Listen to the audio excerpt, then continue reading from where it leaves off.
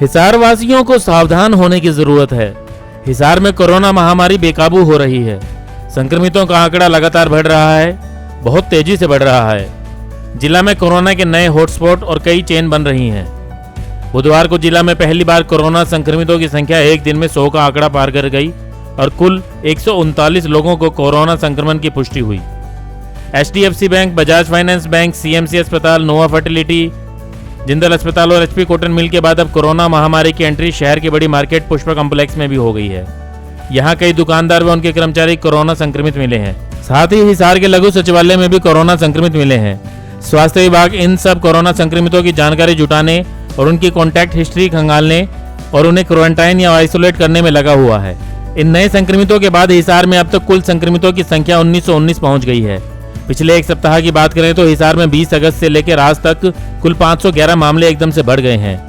20 अगस्त को 44, 21 अगस्त को 56, 22 अगस्त को 43, 23 अगस्त को 96, 24 अगस्त को 59, 25 अगस्त को 74 व अब 26 अगस्त को 139 मामले बढ़ने के बाद हिसार में एक्टिव संक्रमितों की संख्या बढ़कर 590 पहुंच गई है। खास बात यह है कि कोरोना रिकवरी रेट 79% से अधिक बना हुआ है। वहीं दूसरी तरफ बढ़ते मरीजों की संख्या के साथ ही स्वास्थ्य विभाग भी कोरोना जांच का दायरा बढ़ा रहा है। अब विभाग की टीम लोगों के पास जा जाकर रैपिड टेस्ट कर रही है। ऐसे ही विभाग के बायोलॉजिस्ट डॉक्टर रमेश पुनिया के नेतृत्व में विभाग की टीम बुधवार को पुष्पा कॉम्प्लेक्स पहुंची और वहां 100 से अधिक लोगों के रैपिड टेस्ट के लिए सैंपल लिए। वहां लोगों को हाथ के हाथ कुछ मिनटों में ही रिपोर्ट दे दी गई, जिसमें से 8 लोगों की रिपोर्ट पॉजिटिव आई।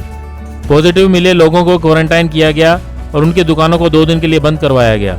डॉक्टर पुनिया ने बताया कि पुष्पा कॉम्प्लेक्स में मोबाइल फोन और इलेक्ट्रॉनिक्स की काफी दुकानें हैं और इनके दुकानदार बजाज फाइनेंस की चेन के साथ जुड़े हुए हैं। उन्होंने बताया कि ये रैपिड टेस्ट शहर में दूसरे बाजारों में भी किए जाएंगे। इससे पहले HP कॉटन मिल मैयड़ में भी ये टेस्ट किए गए थे। वहां भी कोरोना की लंबी चेन मिली है और 50 से अधिक मामले इस फैक्ट्री में आ चुके हैं।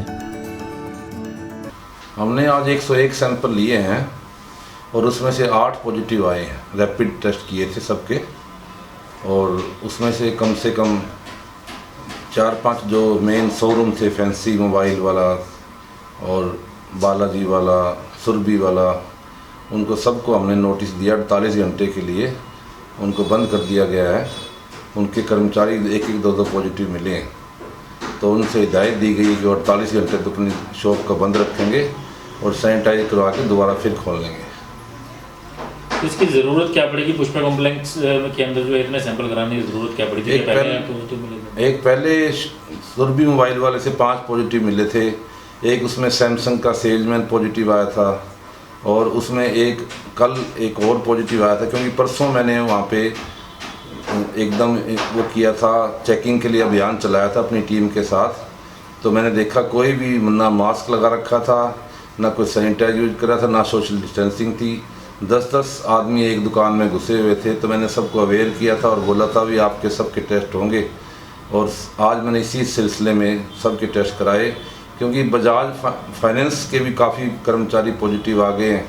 बजाज मोबाइल और ये इलेक्ट्रॉनिक्स, इन तीनों का एक नेटवर्क है, क्योंकि बजाज वाले फाइनेंस करते हैं और ग्राहक जो है ना उससे EMI के हिसाब से कोई मोबाइल ले रहा है, कोई इलेक्ट्रॉनिक्स आइटम ले रहा है, तो एक नेटवर्क जुड़ गया। अब कस्टमर को इससे नुकसान ना हो, एक आम नागरिक इस पॉजिटिव वाले जंजाल में ना फंसे, इसलिए मैंने इनको सबका अपनी टीम के साथ मिलके आज रैपिड सैंपलिंग कराई थी। बजाज फाइनेंस की आपने बात करी डॉक्टर साहब, तो बजाज फाइनेंस का मोबाइल्स के अलावा जो इलेक्ट्रॉनिक शोरूम पे, जैसे आपको पता है कि इलेक्ट्रिक शोरूम पे भी काफ़ी आना जाना रहता होगा, क्योंकि वहाँ पर भी काफ़ी जो है किस्तों पर जो है ग्राहक लेने के लिए आते हैं।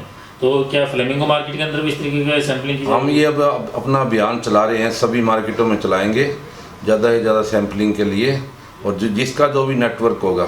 जैसे थोड़े दिन पहले अब HP कॉटन का भी यही मामला था। शुरू में वहाँ 1 पॉजिटिव आया था, फिर हमने अगले दिन वहाँ पे चेकिंग अभियान चलाया तो फिर 12 पॉजिटिव आए। उसके बाद फिर हमने 486 सैंपल वहाँ कराए, उसमें से अब 50 के आसपास टोटल पॉजिटिव उनके हो चुके हैं और उनकी भी हमने 48 घंटे के लिए फैक्ट्री को बंद कर दिया गया है। ऐसे ही हमारा सरकार की तरफ से अभियान है कि रैपिड सैंपलिंग ज़्यादा से ज़्यादा करा के, ताकि ऑन दी स्पॉट ही फैसला हो सके। तो इसमें डॉक्टर साहब एक चीज़ और मैं जानना चाहूँगा कि जिस तरीके से नेटवर्क बनता है कि एक पॉजिटिव अगर एक संस्थान में, बड़े संस्थान में आ जाता है तो उसको बंद नहीं करवाया जाता, जब तक भी ज़्यादा पॉजिटिव नहीं आते तब तक उसको बंद नहीं किया जाता, और फिर भी अभी जैसे आपने बताया कि 2 दिन के लिए ही बंद किया जाता है, तो कि इस तरीके से कोरोना की चैन तोड़ी जा सकती है, क्योंकि सिर्फ 2 दिन में कोरोना की चैन तोड़ना मुश्किल है।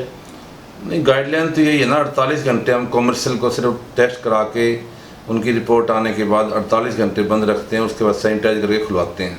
नेगेटिव पर्सन ही खोल सकता है, तो इसलिए उसकी गाइडलाइन के अनुसार ही हम चल रहे हैं। हम ये भी नहीं चाहते भी किसी का बिजनेस वगैरह ठप पड़े।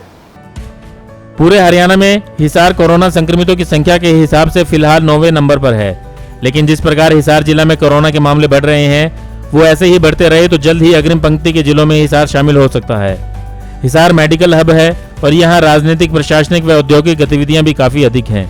राजस्थान में पंजाब से जुड़ा होने के कारण हिसार में व्यापारिक गतिविधियां भी काफी होती हैं। ऐसे में कोरोना से बचने के लिए दुकानों, बाजारों, सरकारी कार्यालयों के अलावा घरों में भी शारीरिक दूरी व अन्य नियमों का पालन सख्ती से करना जरूरी है। ब्यूरो रिपोर्ट, नई ताज़ा न्यूज, हिसार।